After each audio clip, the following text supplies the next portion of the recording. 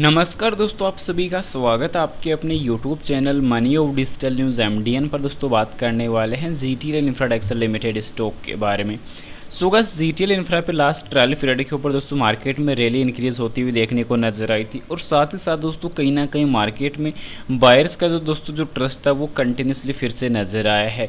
तो फिलहाल अभी दोस्तों कल की मार्केट को लेकर क्या अपडेट रहने वाली है, साथ ही साथ दोस्तों मार्केट में हमें एंटर करना चाहिए या नहीं, तो उस चीज़ पर भी डिस्कशन करने वाले हैं। प्राइस के रूप में अगर बात की जाए तो ₹1.60 लास्ट क्लोजिंग नजर आई थी। अब कहीं ना कहीं कंपनी का जो मार्केट कैप दोस्तों पिछले टाइम हमें लगातार गिरता हुआ जो नज़र आ रहा था वो वापस कम बैक करता हुआ धीरे धीरे नज़र आ रहा है। तो अब मार्केट कैप भी बढ़ रहा है, साथ ही साथ अभी टाइम प्राइस भी बढ़ती हुई नज़र आ रही है। तो अभी दोस्तों कंपनी का लगातार जो डेटाबेस है वो सुधार करता हुआ नज़र आ रहा है। तो कहीं ना कहीं हमें दोस्तों पेशेंस बनाना भी ज़्यादा कंपलसरी रहेगा। तो अभी के लिए मैं तो आप लोग को ये गाइड करूँगा कि कंपनी का दोस्तों जो आगे चलकर जल्दी जो स्पेक्ट्रम ऑक्शन नीलामी वाला जो अपडेट है वो भी देखने को मिलेगा, जो 6 जून को नज़र आएगा। साथ ही साथ दोस्तों वोडाफोन आइडिया का जो प्रोजेक्ट है वो कहीं ना कहीं अभी के लिए एक पॉजिटिव पॉइंट बनकर निकल सकता है, क्योंकि लंबे वक्त से वोडाफोन आइडिया 4G और 5G नेटवर्क को लेकर कहीं ना कहीं दोस्तों एक अच्छा जो लगातार चिंतित जो डेटा था वो कहीं ना देखने को मिला था कि कंपनी जो है 5G और 4G को कब तक लॉन्च करेगी। तो क्योंकि कहीं ना कहीं लगातार जो उतार चढ़ाव थे वो भी कहीं ना कहीं कंटिन्यू, और कहीं ना कहीं जो BSNL से जो प्रोजेक्ट मिलने की जो संभावनाएं थी वो भी मैंने आप लोगों को लास्ट एनालिसिस के ऊपर गाइड की थी। तो वो चीज़ें भी अभी के लिए कहीं ना कहीं कंपनी के फ्यूचर के लिए ही बेस काफ़ी पॉजिटिव रहने वाली है। और उतार चढ़ाव दोस्तों अभी के टाइम जो हमें मिल रहे हैं तो उन चीज़ों को कहीं ना कहीं क्लेरिफिकेशन जो देखने को मिल रहा था।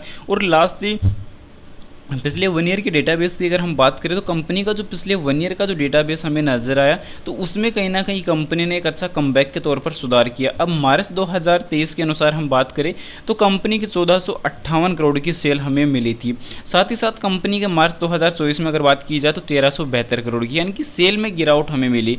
अब खर्च की अगर हम बात करें तो कंपनी का जो खर्च हमें देखने को मिला था 1097 करोड़ का मार्च 2023 के अंदर। अब वो खर्च दोस्तों घटकर देखने को मिला 1006 करोड़ का। लगभग जो खर्च कम हुआ तो वो देखने को 90 करोड़ का खर्च कम हुआ है।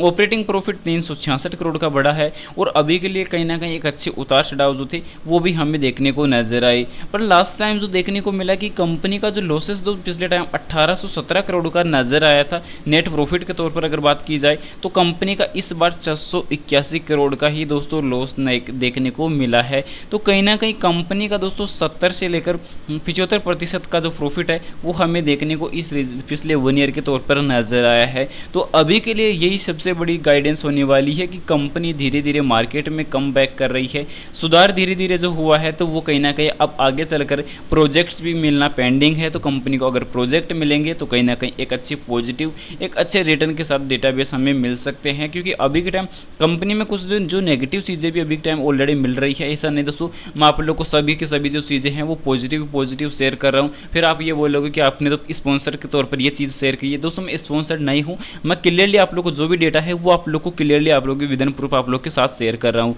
क्योंकि कंपनी का जो मार्केट कैप हमें पिछले टाइम जो लगभग 3000 करोड़ के आसपास मिल रहा था, जब कंपनी की प्राइस लगभग ₹2 से ऊपर देखने को मिल रही थी। पर कहीं ना कहीं कंपनी का जो कर्ज था वो 3901 करोड़ वर्तमान में देखने को मिल रहा है। पर Q4 के पहले कंपनी का जो कर्ज 4207 करोड़ का हमें मिल रहा था। तो कंपनी ने कर्ज कम करने की काफ़ी हद तक जो कोशिश है वो की भी, और कंपनी ने कर्ज कम भी किया है। तो ये पॉजिटिव प्लस पॉइंट ये मिलेगा कि हमें धीरे धीरे कंपनी का जो कर्ज है वो कम होते हुए मिल रहा है। तो अभी के लिए लास्ट एनालिसिस के ऊपर जो ट्रायल पीरियड के अंदर कंपनी का जो मार्केट में वापस कम बैक हुआ था तो कहीं ना कहीं एक अच्छी पॉजिटिविटी रहने वाली है। पर नेगेटिव पॉइंट कर्ज टोटल होने की वजह से दोस्तों जो है कंपनी के 100% जो शेयर है वो अभी के टाइम गिरवी रखे हुए हैं। तो इन चीज़ों पर थोड़ा सा जो क्लेरिफिकेशन है, कंपनी अगर कर्ज कम करती है तो इन चीज़ों पर थोड़ी सी जो है राहत वाली बात यहाँ पे बन सकती है, और कंपनी के शेयर होल्डर्स को एक ट्रस्ट कंटिन्यूसली कायम होने का जो सिलसिला है वो जारी रह सकता है, क्योंकि कंपनी की प्रॉफिट की ग्रोथ पिछले टाइम जो लगभग 20% से भी नीचे जा चुकी थी, पर वापस कंपनी का अच्छा कमबैक नजर आया और 25.7% तक वापस रिकवर हुई। सेल्स की ग्रोथ काफ़ी ज़्यादा गिर चुकी थी जो अब धीरे धीरे वापस रिकवरी पर नजर आ रही है, 6% नेगेटिव मिल रही है। पर कहीं ना कहीं लगातार DI की जो होल्डिंग थी उस चीज़ में काफ़ी अच्छा इन्वेस्टमेंट रहा और इसी के चलते लगातार जो जंप थी वो हमें नजर आई। पर अभी के टाइम FI के जो इन्वेस्टर हैं वो भी काफ़ी ज़्यादा पैनिक हैं, क्योंकि एफआई के जिन इन्वेस्टरों ने अपनी लगातार जो इन्वेस्टमेंट था उनको वापस निकालने की जो कार्य था वो यहाँ पे किया। उसका रीज़न ये देखने को मिला कि एफआई के इन्वेस्टरों को ये लगा कि जो वर्तमान गवर्नमेंट है वो जल्दी बदलने वाली है और नई गवर्नमेंट बैठने वाली है, नई गवर्नमेंट